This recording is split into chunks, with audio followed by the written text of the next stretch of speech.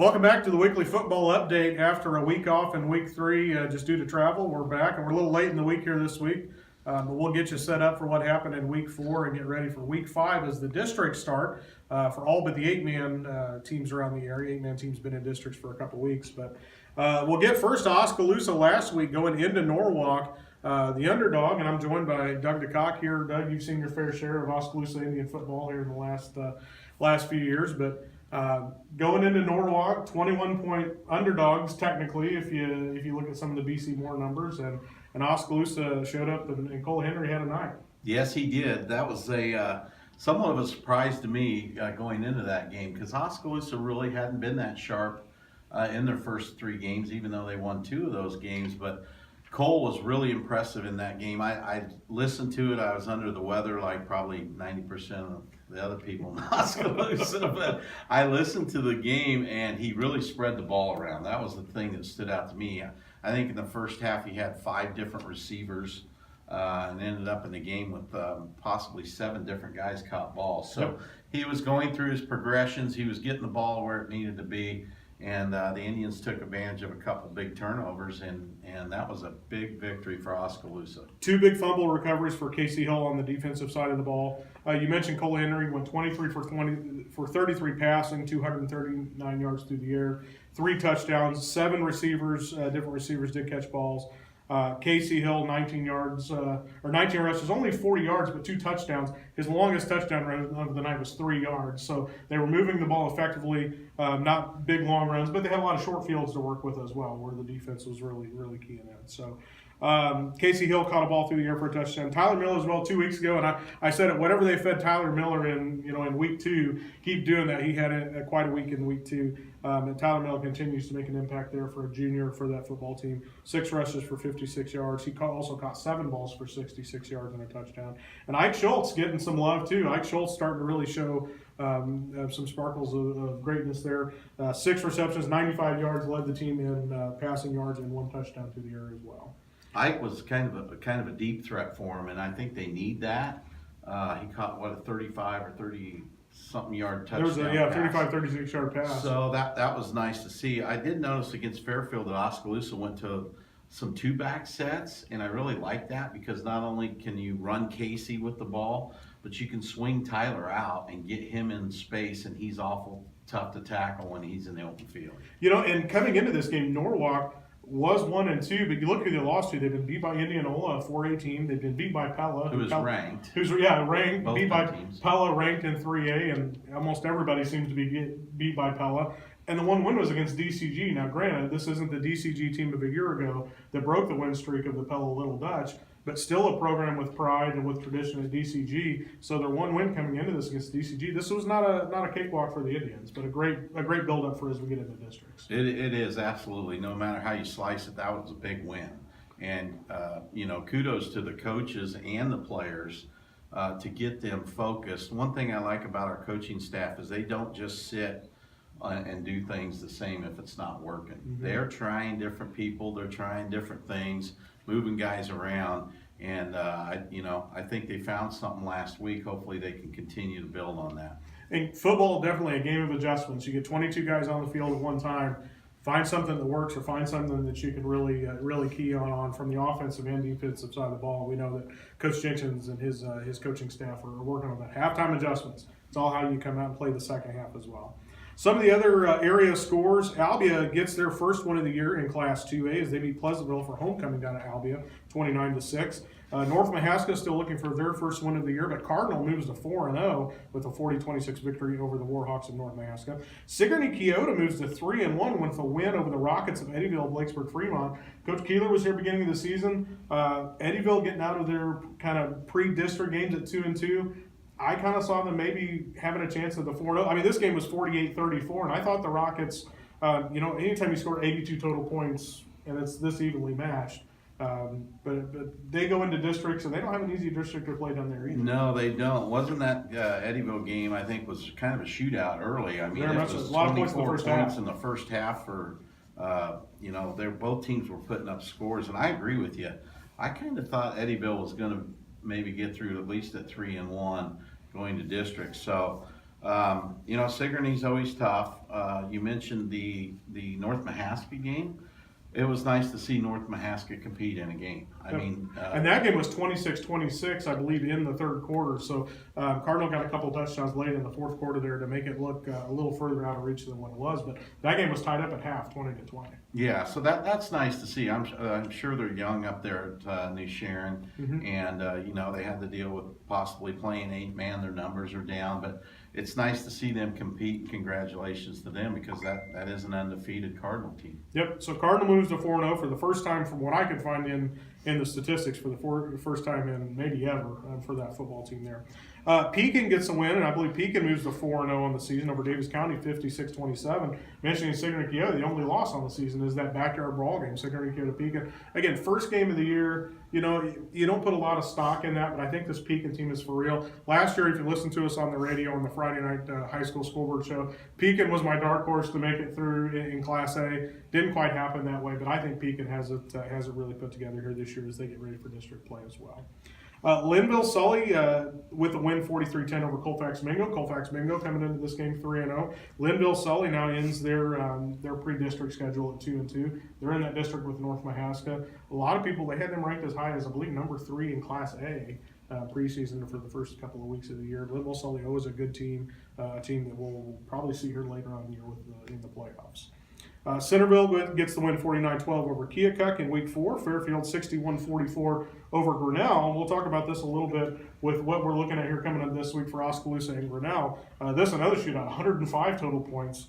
Fairfield over Grinnell. Fairfield, a team we've seen in the district with Oskaloosa the last couple of years, and Grinnell one that we will see this year as well. The quarterback for Grinnell breaks the single game passing record with 396 passing yards in this one for the Tigers.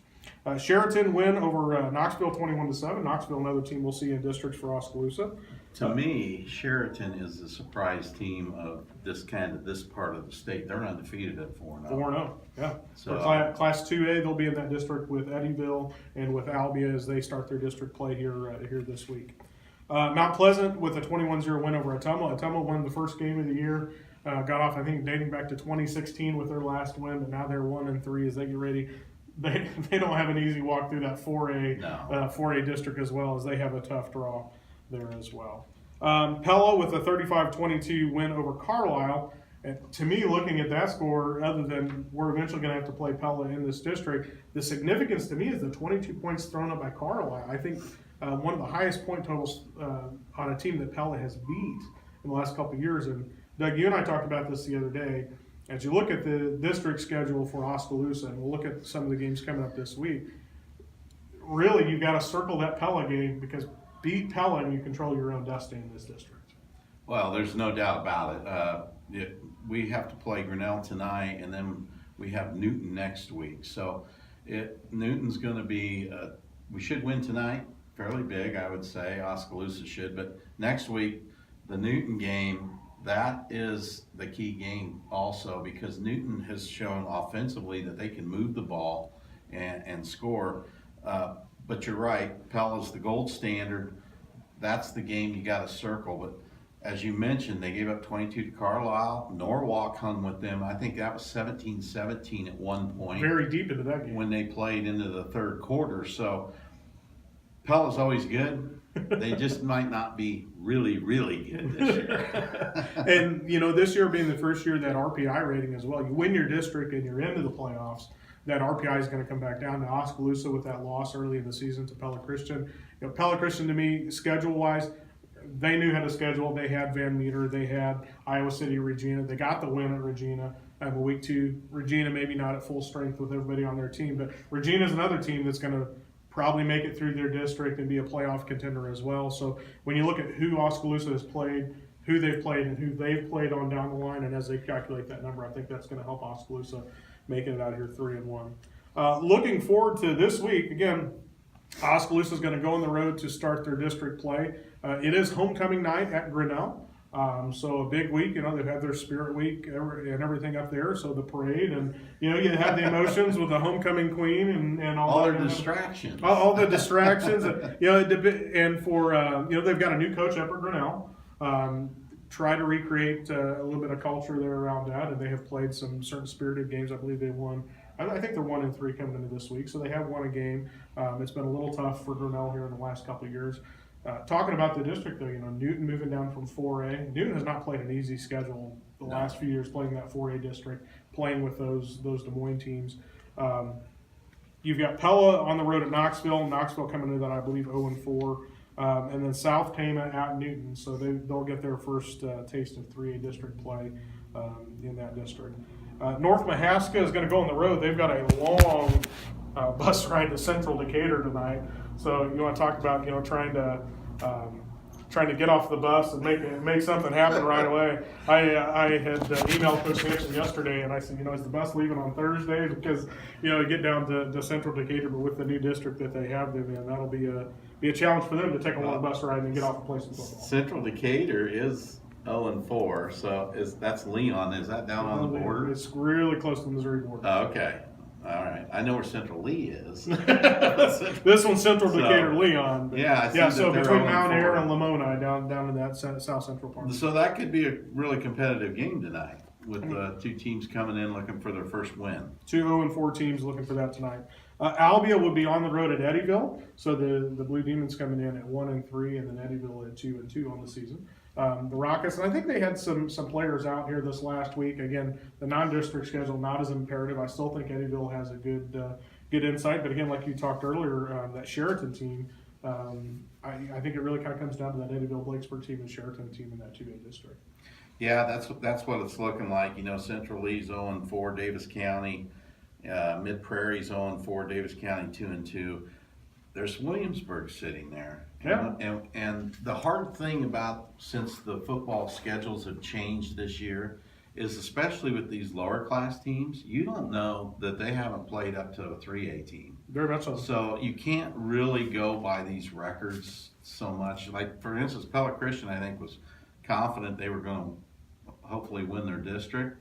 So they scheduled really tough in those non-district games. So 2-2 is, and some other teams I'm sure have done that also. Well, let's talk about that for a minute, because to me, one of the best games in Class 1A the last 2 years has been Pella Christian and Iowa City Regina, and unfortunately, both of those games have come, I believe, at Regina because of geographical. I don't know that a game, or maybe one game has happened at Pella Christian, but those are games that should be in the dome. And as the guys at the state are looking at this and saying, we're going to crown a champion in each class, you want that best game of the year. And I think it was 2 years ago, it came down to a late pass play, a late touchdown. That was at Regina. That was at Regina. And so, to me, that game needs to happen in the dome, needs to happen in Cedar Falls. And last year it did. Yeah. And it was a heck of a ball game. I mean, Pella Christian felt like they let one slip away up there at the Unidome, but once again they go to Regina. I would assume that these schools are making probably a two-year home commitment on the home series. So maybe Regina will be traveling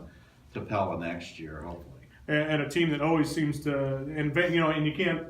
Van Meter was a team that won the championship last year. You talked about Williamsburg. Williamsburg, a team that backed its way into the playoffs last year and then found itself in the championship game. So, anything can happen once you get past these regional pairings and these district schedules as well.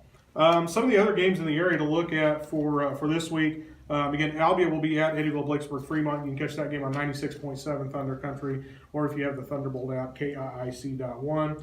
Centerville will be on the road at Des Moines Christian. The Lions, as the Centerville Big Reds, look to continue, some good stuff that's happened down in Centerville. They win a state championship in baseball. Now their football team has played really well so far here in this season. The Sheraton Chargers go on the road to PCM, a PCM team that I think are ranked number 2 or maybe even number 1 by Todd Kim and Radio Iowa, their rankings this week. Don't look past PCM because they are going to make some waves in Class 2A. Oh, yeah. I was going to say they're looking like a powerhouse right now.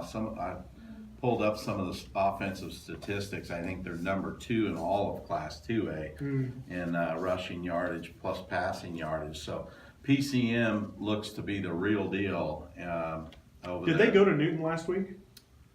That may have been one of the ones that they Well, they won, beat you know, Newton, I think, They did 50 beat to Newton. 10. Yeah, it was a pretty big disparity Yeah, between them. and then No Pella Christian, they beat 41 to nothing. That's what it was. Last week's, or 40 or 41 to nothing. So that's a really good Pella Christian team. Yep. And PCM is just steamrolling people right now. And Pella Christian, I believe they are at home this week. Williamsburg, the Raiders go on the road to Davis County, down in southeast Iowa. Lamoni will be at Moravia in 8-man football. Again, North Mahaska, the long bus ride down to Central Decatur of Leon to take on the Cardinals down there. Oskaloosa going to go on the road to Grinnell. Homecoming up at Grinnell. The Indians go on the road to get their district started. Look to get a win there. Class 4A, Indianola will be at Ottumwa. The Pekin Panthers and the Cardinal Comets will tangle in Class A action. Pekin Panthers 4-0. The Cardinal Comets 4-0, and we'll really see what the Cardinal Comets are made of. You know, if you're going to start districts, you start right at the top. So It could be a rude awakening for Cardinal on that one. we'll see for the Comets here this evening. You can catch that one, the Pekin Panthers. You can catch that one through the Thunderbolt app as well. Download that, KIC Thunder Country. Pella Christian gets their district started at the Woodward Knights. Twin Cedars in 8-man will go to Melcher, Dallas. That game kind of another backyard brawl with Twin Cedars and Melcher, Dallas playing this evening. Linville Sully would go on the road to Wayne, as Wayne moving up from 8-man to now 11-man Class A football. Linville Sully and the Wayne Falcons this evening. English Valley and Montezuma will tangle tonight at Montezuma in 8-man football. Mount Pleasant will be on the road at Fairfield as they get their district started. Sigourney Kyoto opens with Wilton. Wilton, a team that in Class 1A has made some waves here in the last couple of years and has, I believe, in the playoffs, if not last year, but the year before. The Pleasantville Trojans and Colfax Mingo Tigerhawks. And then the Pella Little Dutch will be at Knoxville. We mentioned that one earlier in Oskaloosa, the same district. So hopefully next week, I'll be traveling next week, but should be back toward the end of the week. So hopefully we can get back together and get you caught up. I'm headed to Vegas for a couple days, so we talk about odds and where we looked at, 3 or 4 weeks ago, and where we thought Oskaloosa would be. Talking to Coach Jenkins, 4-0 is a distinct possibility. 3-1, I think we'll take it as we get ready to start really the meat of Oskaloosa's schedule and get into district play. So, Doug, I appreciate you spending a little time with me here today. And Well, it's nice to be here. The weather cooled off, so I figured it is football season. certainly feels like football season. 91-degree day yesterday, now in the mid to upper 60s. I think tonight, a little moisture in the air, but tonight should be a great night for football around South Central Iowa. So for Oskaloosa News, I'm Wendell Campbell, Doug DeCock. We'll try and keep you caught up here all season on what's going on and the Oskaloosa Indians, the area football teams. You're watching the weekly football update here on Oski News.